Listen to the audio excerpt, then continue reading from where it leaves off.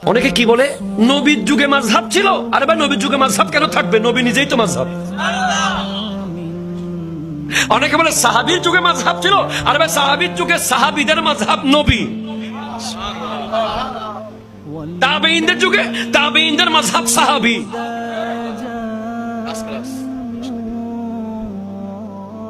সিদ্দিক আকবর নিজে একটা মাযহাব, ফারুক আযম একটা মাযহাব, উসমান যুন্নুরাইন, মৌলা আলী এক একজন মাযহাব।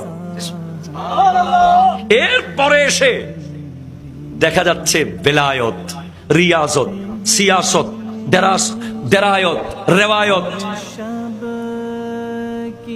সবকিছু মিলিয়ে সামনে বেশ কম হচ্ছে। তখন এই চারজনের মধ্যেই বাস স্টপ করে দেওয়া হয়েছে। 5 জন হলে জনগণের আরো বিভক্তি হয়ে যাবে, 6 জন হলে আরো একটা দল হবে, 7 জন হলে আরো একটা দল হবে। বাস সবকিছু মিলিয়ে পুরো পৃথিবীর উলামায়ে কেরাম একমত 4 মাযহাবের উপর: